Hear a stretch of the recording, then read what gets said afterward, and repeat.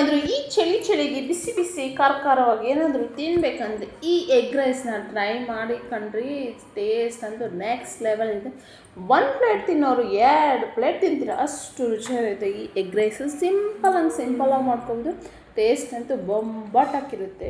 ಯಾವ ರೀತಿ ಮಾಡೋದು ಅಂತ ನೋಡ್ಕೊಳ್ಳೋಣ. ಅದಕ್ಕಿಂತ ಮೊದಲು ಫಸ್ಟ್ ಟೈಮ್ ನಾನು ವೀಡಿಯೋ ನೋಡ್ತಾ ಇದ್ದೆ, ಸಬ್ಸ್ಕ್ರೈಬ್ ಮಾಡ್ಕೊಳ್ಳಿ ಹಾಗೂ ಫಾಲೋ ಮಾಡೋದು ಮರಿಬೇಡಿ. ಸ್ನೇಹಿತರೆ, ವೆಲ್ಕಮ್ ಬ್ಯಾಕ್ ಟು ಯೂಟ್ಯೂಬ್, ನಮ್ಮ ಕಾವ್ಯ ಯೂಟ್ಯೂಬ್ ಚಾನಲ್ಗೆ ನಿಮ್ಮೆಲ್ಲರಿಗೂ ಸ್ವಾಗತ ಕಂಡ್ರಿ. ಈ ಬಿಸಿ ಖಾರ ಎಗ್ ರೈಸು ಯಾವ ರೀತಿ ಮಾಡೋದು ಅಂತ ನೋಡ್ಕೊಳ್ಳೋಣ. ಅದಕ್ಕಿಂತ ಫಸ್ಟ್ ಟೈಮ್ ನಾನು ವೀಡಿಯೋ ನೋಡ್ತಾ ಇದ್ದೆ, ಸಬ್ಸ್ಕ್ರೈಬ್ ಮಾಡ್ಕೊಳ್ಳಿ ಹಾಗೆ ಮೇಲೆ ಕಾಣಿಸೋ ಬೆಲ್ ಬಟನ್ನ ಕ್ಲಿಕ್ ಮಾಡಿ ಲೈಕು ಶೇರು ಕಾಮೆಂಟ್ ಮಾಡೋದು ಮರಿಬೇಡಿ.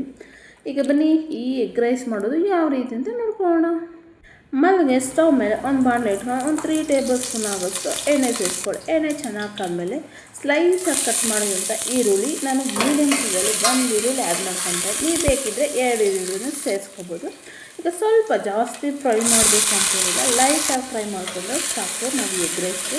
ಹಾಗೂ ಸ್ವಲ್ಪ ಬೀನ್ಸು ಕ್ಯಾರೆಟ್ ತೊಗೊಂಡಿದ್ದೀನಿ. ಕ್ಯಾರೆಟು ಬೀನ್ಸು ಸಣ್ಣದಾಗಿ ಹಚ್ಕೊಂಡಿದ್ದೀನಿ. ಆದಷ್ಟು ಚೆಂದಾಗಿ ಹಚ್ಕೊಳ್ಳಿ, ಟೇಸ್ಟ್ ತುಂಬ ಚೆನ್ನಾಗಿರುತ್ತೆ. ನಾನು ಅದನ್ನು ತೆಗೆದುಕೊಂಡು ಸ್ವಲ್ಪ ಫ್ರೈ ಮಾಡ್ಕೊಂಡು ಸ್ವಲ್ಪ ಶುಂಠಿ ಬೆಳ್ಳುಳ್ಳಿ ಪೇಸ್ಟ್ ಆ್ಯಡ್ ಮಾಡ್ಕೊಳ್ಳಿ. ಮತ್ತು ಸ್ವಲ್ಪ 1 ಕ್ಯಾಪ್ಸಿಕಮ್ಮು, ಸ್ವಲ್ಪ ಕರ್ಬೇವನ್ನು ಚಿಕ್ಕದಾಗಿ ಕಟ್ ಮಾಡ್ಕೊಳ್ಳಿ. ದೊಡ್ಡದಾಗಿ ಹಾಕಿದ್ರೆ ಹೋಗ್ತೀನಾಗ ಅದಕ್ಕೆ ಮೀಡಿಯಮ್ ಸೈಜಲ್ಲಿ ಕಟ್ ಮಾಡ್ಕೊಂಡು ಆ್ಯಡ್ ಮಾಡ್ಕೊಳ್ಳಿ. ಈಗ ಮೊಟ್ಟೆ ನಾನು 5 ಮೊಟ್ಟೆ ತೊಗೊಂಡಿದ್ದೀನಿ.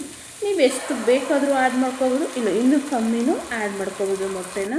ಈಗ ಮೊಟ್ಟೆ ಸೇರಿಸ್ಮೇಲೆ ಒಂದು ಲೋ ಫ್ಲೇಮಲ್ಲಿ 5 ಮಿನಿಟ್ಸ್ ಈ ಥರ ಚೆನ್ನಾಗಿ ಬೇಯಿಸ್ಬೇಕು. ನಮಗೆ ಮೊಟ್ಟೆ ಅನ್ನೋದು ಚೆನ್ನಾಗಿ ಹಸಿ ವಾಸನೆಗೂ ಚೆನ್ನಾಗಿ ನಮಗೆ ಗೊತ್ತಾಗುತ್ತಲ್ಲ ಮೊಟ್ಟೆ ಫ್ರೈ ಆಗೋದು, ಅಷ್ಟು ಫ್ರೈ ಮಾಡ್ಕೋಬೋದು. ಆದಷ್ಟು ಲೋ ಫ್ಲೇಮಲ್ಲಿ ಇಟ್ಕೊಳ್ಳಿ, ಆಗ ನಮಗೆ ಮೊಟ್ಟೆನೂ ಬೇಗ ಬೇಯುತ್ತೆ ಮತ್ತು ತಿನ್ನೋಕ್ಕೂ ನಮಗೆ ಚೆನ್ನಾಗಿರುತ್ತೆ. ಈಗ ನೋಡಿ ಮೊಟ್ಟೆ ಪಲ್ಯ ರೆಡಿಯಾಗಿದೆ.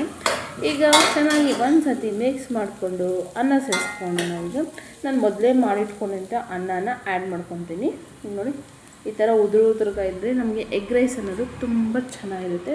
ಖಾರದ ಪೌಡರ್ ನೀವು ಎಷ್ಟು ಖಾರ ತಿಂತೀರೋ ಅಷ್ಟು ನೋಡಿ ಆ್ಯಡ್ ಮಾಡಿಕೊಳ್ಳಿ. ಸ್ವಲ್ಪ ಗರಂ ಮಸಾಲ ಮತ್ತು ಸ್ವಲ್ಪ ಪೆಪ್ಪರ್ ಪೌಡರು ಮತ್ತು ಧನಿಯಾ ಪೌಡರು, ರುಚಿಗೆ ತಕ್ಕಷ್ಟು ಉಪ್ಪು ಸೇರಿಸ್ಕೊಂಡು ಈ ಕಡೆ ಮಿಕ್ಸ್ ಮಾಡಿಕೊಂಡ್ರೆ ರೆಡಿ ಆಯಿತು ಕಣ್ರಿ ನಮ್ಮ ಬಿಸಿ ಎಗ್ ರೈಸ್. ಸ್ವಲ್ಪ ಹೈ ಫ್ಲೇಮಲ್ಲಿ ಇಟ್ಕೊಂಡು ಈ ಥರ ಕಲಿಸ್ಕೊಂಡಿದ್ರೆ ನಮಗೆ ಟೇಸ್ಟ್ ಅಂತೂ ಡಬಲ್ ಇರುತ್ತೆ. ಈಗ ಎಗ್ ರೈಸು ರೋಡಲ್ಲಿ ಸಿಗುತ್ತಲ್ಲ ಆ ಟೇಸ್ಟ್ ಇರುತ್ತೆ. ಒಂದು ಸರಿ ಮಿಕ್ಸ್ ಮಾಡಿಕೊಂಡು ಸ್ವಲ್ಪ ಕೊತ್ತಂಬರಿ ಸೊಪ್ಪು ಆ್ಯಡ್ ಮಾಡಿಕೊಂಡ್ರೆ ಬಿಸಿ ಎಗ್ ರೈಸ್ ರೆಡಿ ಆಯಿತು.